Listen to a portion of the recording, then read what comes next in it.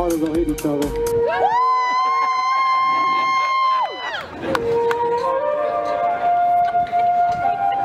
Sorry.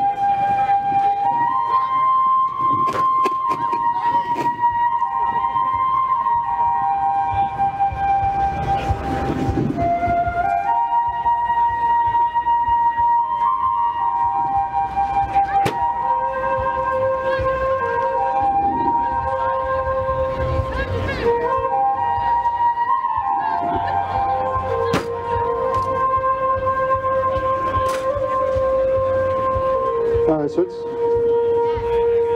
just line up next to me. Konnichiwa. We are the United States Ninpo Academy, and I've got some instructors with me today, and we're going to try to show you a little bit of traditional martial arts and how that traditional martial art can be applied to like a street self-defense technique. We've had a lot of great martial arts on the stage today, but unfortunately, in today's world, a lot of people don't attack like they did a couple hundred years ago. So you got to be able to change some things around a little bit.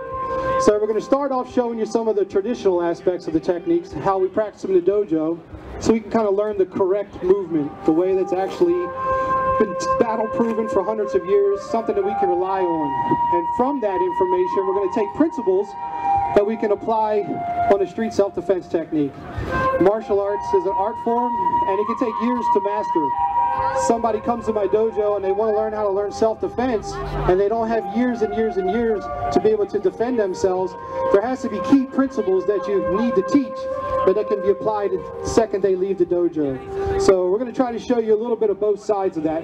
How the traditional training, so we can honor that tradition, which is very important, and how we can learn and pull from those principles to be able to use them today. All right, so that's the plan. Over here is Sensei Anthony Briggs. He's out of the Baltimore, Maryland dojo. And this is George Harley. He's out of the Fairfax, Virginia. So he's your local guy, you know, so if you want to get information when we're done, he'd be the guy to talk to if you live in the area. My name's Rob Stevens, and I live about 90 miles west from here in West Virginia. And I started training in 1985, and as you can see, I just haven't stopped. You know, it's something that I love. So we're going to show you some information. I hope you can learn something from it and you have a good time, right? So go ahead and bow to each other. So they're going to show you something called Ichimonji no Kata, which is a basic way of dealing with a traditional attack of a punch.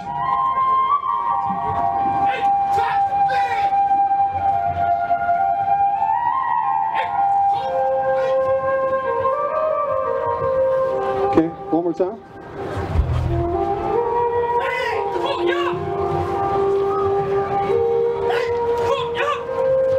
Okay, good. So you see how they have this like single hand strike that comes in, right? So how many people that when your neighborhood, when you grew up, they came at you and they swung at you like this, or they swung at you like that, you know? Everybody learned in school A to B, the fastest way to get to a straight line. So that's why we punch in a straight line, because it has the most power and it's fast. But in real life, nobody really punches like that. So you can train thousands of years on a system and nobody ever attacks you that way. And then the first time they do attack you, the timing is different, the angle is different, the energy is different, the flow is different. So all of your training's got to be improvised when your life is on the line. So you got to be pretty good in that little 1 second. So I believe that you should learn from the past, but be able to apply some of those principles in modern times, right? So just go ahead and take a knee. So if he's in a more fighter style, and he's going to throw like a roundhouse punch that comes in, being able to strike and block is a lot easier than trying to do that same technique. So as he attacks in, being able to move and hit right away rather than trying to do those things is kind of how we would adopt that principle to like a modern application. Next is Jumonji Kata. So this is the traditional pattern called Jumonji Kata. It means to drive away any attack.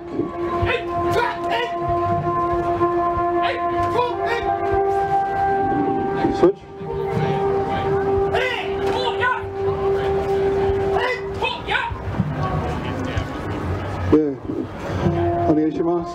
So used to. So this Jumonji Kata means to drive away any attack. So when he punches in, what we're trying to do is block and stab with our thumb. Well, obviously back in the day, if he attacks in, this would be a situation where I'd be cutting with a knife and stabbing with a knife. So that was a traditional aspect to it. But many people still just kind of stick their thumb in there, but they don't know the past. They don't know where it came from. You know what I mean? So you see I catch his foot and I have his balance. And then this comes up to check his eyes. So if he tries to punch or with everything, I'm right on top of him. So even with this stance, if he does more of a modern situation, just using this here allows me to have my hands in a martial position to where I can hit, I can strike, and I can defend myself just from that same principle. You know what I'm saying? Ichi no kata.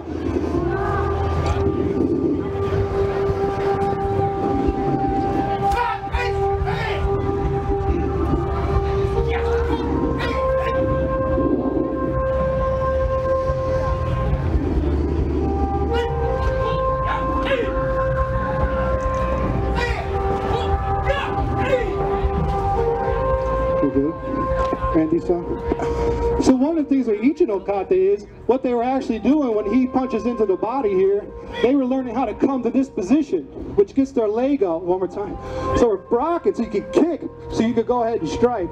But this leg movement, if he does like a roundhouse kick to my leg, these same principles can work, you know, so that's a very common thing. People come and attack into the lower body. Plus, when he kicks, I'm learning to move my body. So just that simple thing of like, oh, getting out of the way, now I can go ahead and I can do some things. So that basic movement can be applied the day you learn it, the very next day. You know what I mean? I'm out again.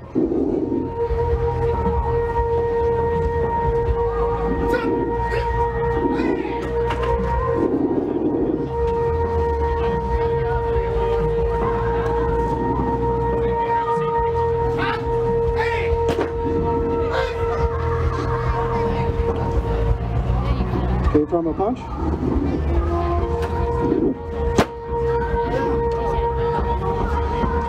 Okay, from a punch. Ski.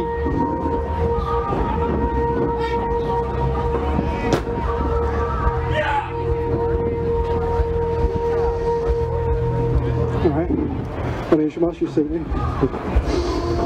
So, this, as he punches in, this is a technique where you can see every martial art in the world do. You know, it's a nice little wrist break, you know, and it looks really pretty in the dojo.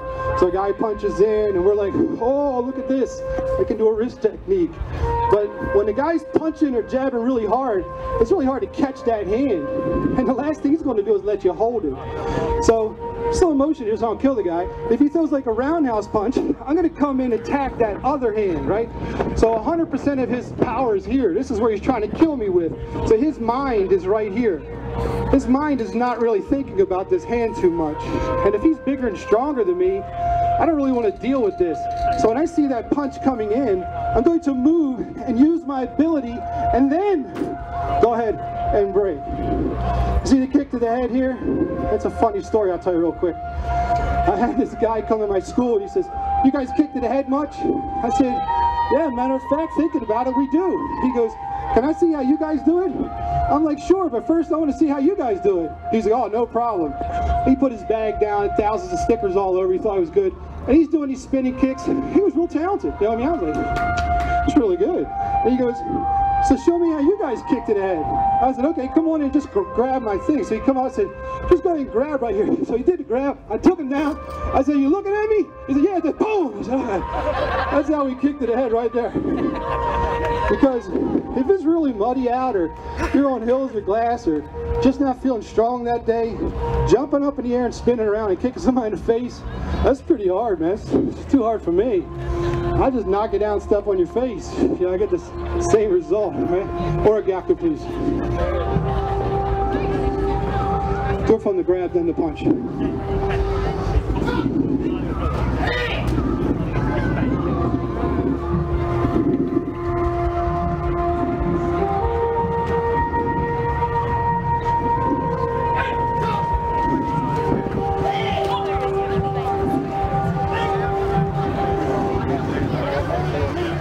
Okay, punch.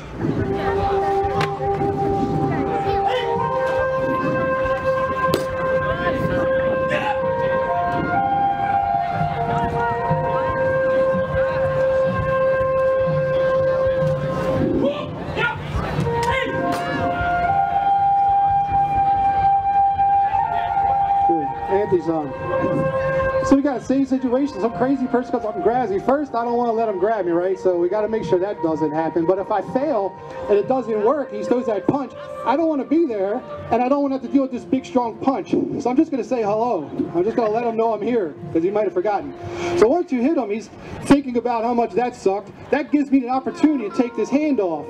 Now once you realize I have, he's going to make it strong. So this is where his mind is thinking, I got to change that. So I'm going to kick to the groin right there, and that's going to make his mind go somewhere else, right? And that's going to allow me to do the technique, and then I can go ahead and make sure he doesn't go anywhere again. So again, it's diverting your thinking. So he grabs me, I try to get it off, he punches, I can't, so I hit him. Then I'm going to try to get this here, which allows that now. And once he's down, just keeping control of him so he can't hurt anybody else, and then get my distance. All right? So that's kind of an application of that there. Right? Now let's go with Mushadari.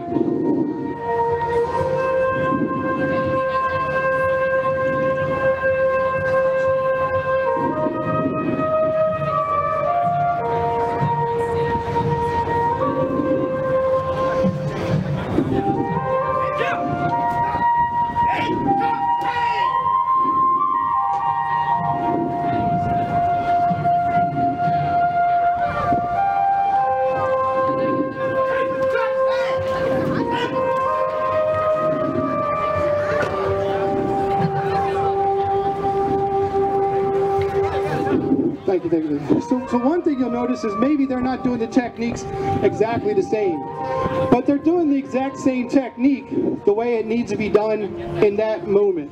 So rather than trying to memorize a specific way of moving, we're going to focus on those dynamic principles that work, and it's going to change. It's going to change with different heights and different strengths. And if you memorize something just one way, and that's the only way you know it, and something comes a little bit different, you may struggle a little bit. So we focus on those principles I was talking about from tradition and history, and then we learn to understand them and apply them when needed. Right? So one more time and slow it down a little bit and show them what you're doing here.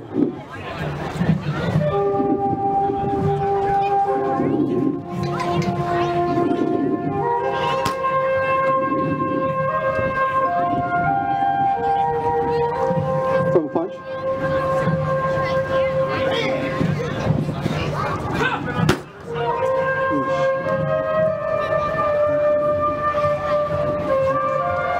George again. So again, I don't want any trouble for this guy, so I just have my hands up, right? So that punch comes in, and I'm going to, again, come here and say hi to him. Maybe this technique is so strong, his arm is so strong, so I'm going to come underneath right here and use this kind of like a pinching technique. You know, all the judo guys think I'm cheating, but you just pinch that arm right there, and it really, really hurts. And then using my body allows me to get the technique.